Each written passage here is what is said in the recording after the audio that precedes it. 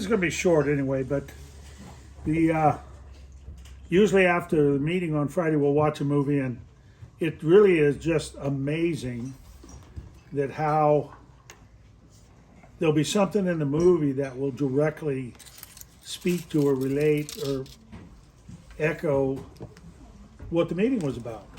It's happened so many times. So Cece's message, if y'all can remember, her message was about the door, going through the right door. How Jesus is the door. We're all the door to the ministry that we're part of. We're a door. And so she's talking about the door. I started off the meeting with, I'll let you hear it, just so you'll recollect it a little bit. You might want to put it up on your cup or something. Just listen to it. It's short. Behind many words is a word. Okay. That's how I started the meeting out. Behind many words, there is a word. Always your word. Always. You'll never ever go to a meeting, no matter how dead the meeting is. If you go there to hear from the Lord, He will have your word within the words. You just have to hear it. You have to be tuned in enough to hear it. So, turn on this movie. I'd never seen it. I had it recorded. It was, black and white. It was made in 52. And it was When in Rome. And it was about a priest who, every 20 years or something, there's a Holy Week that the Vatican does, where all the priests around the world go to the Vatican. It's an unbelievable convocation. I mean, like I put on my Facebook about the San Gregorio thing in Central America, South America, if we can get past some of the craziness, the rituals of the Catholic Church, and look behind it into the thousands and thousands, hundreds of thousands of people that go to these events because they want to worship Jesus. Yep. They're showing Jesus so their love for Him, period. Love and adoration. Yep. And in the thing I put on my Facebook, Mother Angelica's, kind of walking people through it and showing this video of the streets that have been, the night before the parade, have been meticulously muraled with flowers. And these murals are like perfect pieces of art of the Holy Mother, of Jesus, of the saints, of all kinds of stuff. And they're all made out of flowers, but it looks like a painting. And it's on the street. Yeah. Looks like stained glass. And then when the parade starts, all the parade walks all over this. Oh, it destroys it. And it's all gone. Wow. But it's worship. It's love. Yeah. Most of the Protestant church wouldn't even look at that because they're worshiping idols, the Eucharist, the body and blood of Jesus and the wafer and the wine, and these Catholics are wacky. And look beyond that, and look at the word behind the words. Look at the message behind the movie. And movies used to have really some powerful one-liners in them, black and white movies, and messages throughout the movie. Now it's all action. It appeals totally now to your suke, your soulish nature. Everything is action-filled. Shoot 'em, kill 'em, blood and guts. cars, airplanes, motorcycles. So I turned this movie on. It's black and white, and it's about this priest, Van Johnson, who is supported by his little congregation in some small town in the Midwest, that they all raise money to send him to Holy Week in the Vatican. Tremendous honor for him. So he goes and he gets to New York and he gets on the ship to go to Italy, and they put him in a stateroom with this other guy who turns out to be an escaped criminal from San Quentin. Now, he doesn't know that. And this guy's really a nice guy. He's a big guy. He's really carnal, really worldly. Doesn't mock religion or anything, but kind of, I mean, he smokes, he drinks, he's, and he's really free with his tongue and everything. But this priest, Van Johnson, relates with him. Well, then they get to Italy, and this priest looks out on the dock. It was really early in the morning before most of the ship was disembarking. They were still in bed. This priest looks out the porthole, and there's all kinds of police down there on the dock because they all have to go through customs. So he doesn't know what he's going to do. And in the meantime, we still don't know what his deal is. We just know he's running from something. Well, he eyeballs the priest's clothing hanging on the door. So he gets dressed in his clothing, takes his passport, takes his ID, and leaves the ship. And the priests are waiting on the dock. Oh, brother so-and-so. And they don't know him, but they're waiting for the priest to get off. And, well, come with us. We'll take you through customs. And so they take him through customs. Nothing. He's not inspected at all, but he has this guy's ID. Anyway, the priest wakes up. His clothes are gone. Everything's gone. So he has to dress in this guy's outfit. He gets off the ship. Well, they arrest him immediately. And they think he's the escaped guy from San Quentin. Well, long story short, he's in the police station and he's surrounded by these Italian policemen.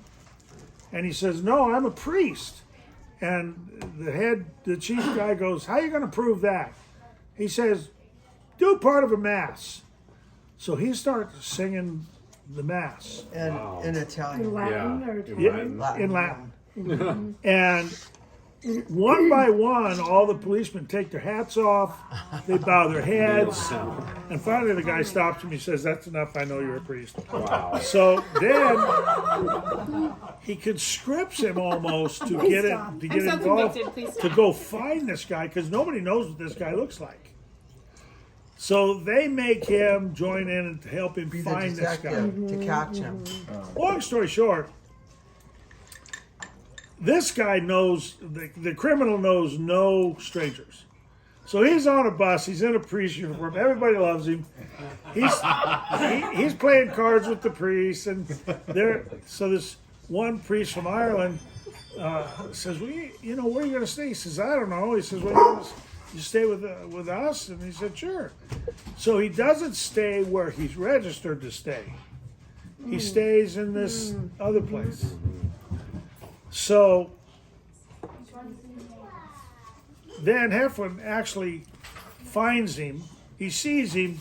I mean, there's hundreds of thousands of priests, but he's walking in a parade and he's carrying a cross, and he sees him.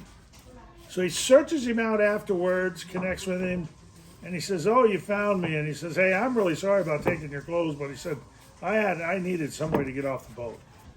And so they start talking. They end up in the Colosseum, where all the Christians were killed, in Rome. He ends up confessing his sins to the priest.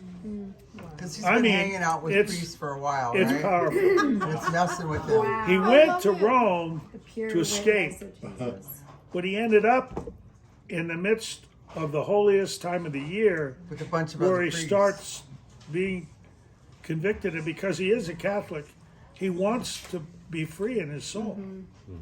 That matters to him. So it shows him confessing, and he's on his knees, and I mean, it's really moving. Well, then the priest says, I got to turn you in. He says, I need 24 hours. What for? Well, there's 3 or 4 churches that they told me if I go to these 3 churches, and the 4th one, if I go through the door of St. Peter, I'll be forgiven for my sins. So I need to do that. I want to do that. So his priest says, okay, I'll give you 24 hours. So he goes with him. Go to the first church, second church, and then this salami-eating detective that's just kind of like a Danny DeVito type character, recognizes him and calls the cops. Well, they come to the church he just left, so they're on his tail.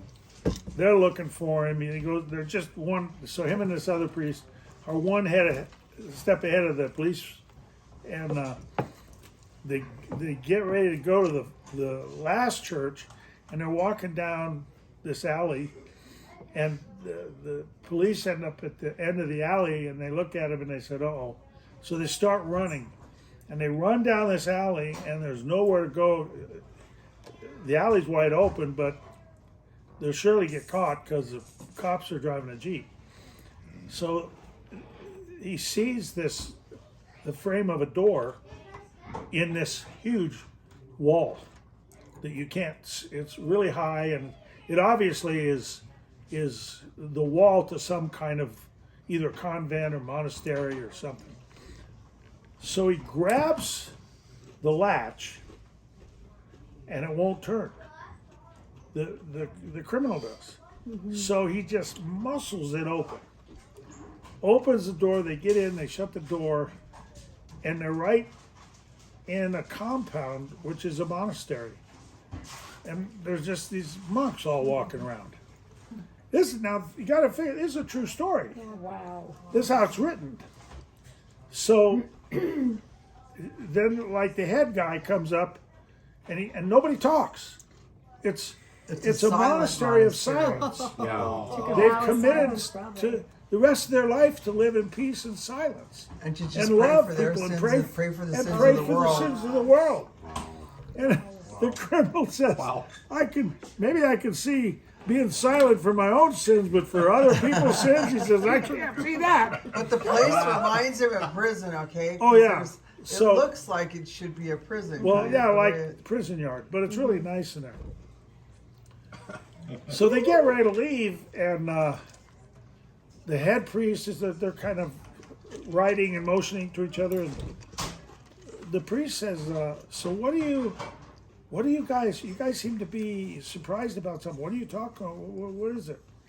And he writes on there. He says, "The latch to that door has been sealed and unable to be opened for 100 years."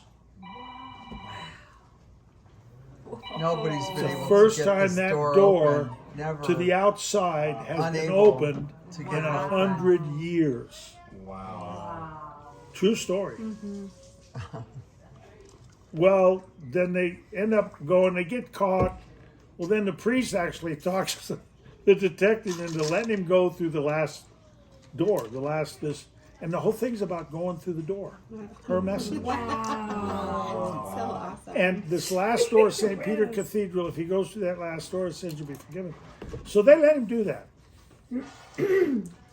Then the priest turns him over, and about 6 cops take this guy into custody, put him in a caged van. And so then the priest goes back with the detective to the office, and they're talking to him.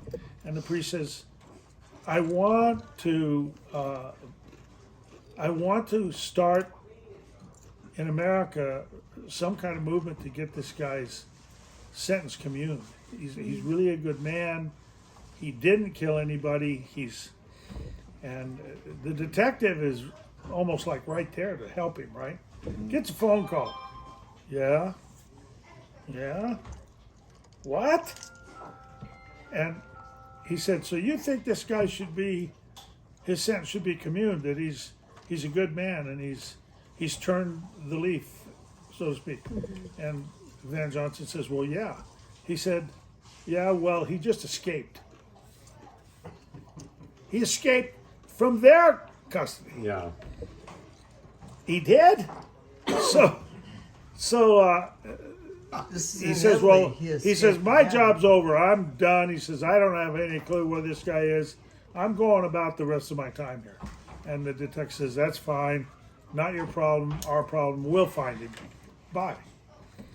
So the priest leaves, and he's looking around and he thinks, gosh, I wonder if he went back there.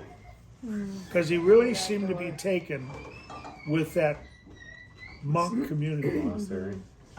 And so he goes back, works the latch. It works easy. He walks through the door, and there he is. Now, this was several weeks after his escape, or a couple of weeks anyway, just before this priest is ready to go back to America. And he's already he's got his own monk outfit on, and he looks at him and he says, I wondered if you'd come back here. Well, he can't And talk. yeah, so the guy can't talk, so he's writing down, this is where I want to be, and he says, so he turns to the head guy, to the head priest, and he says, so you've accepted his repentance? You accept that he is a converted man, and you've received him into your Brotherhood? brotherhood? And the guy shakes his head yes and writes down. And he said, you know what? I believe he is too. And on his way out, the criminal writes this down. He said, prison was a place where you have no future, where you have to live your past. This is a place where you have no past, where you have a brand new future. Wow. You have hope for the future. A brand new there. future in the kingdom. New day. Old things pass away. Yeah. Behold, all things become new. And you know how hard that is for all of us Yeah. to walk away from the past and our familiars. That's what kicks our butt is our Yeah. familiars. So that movie was all about doors. And I mean, and a true story to boot. Yeah. I know.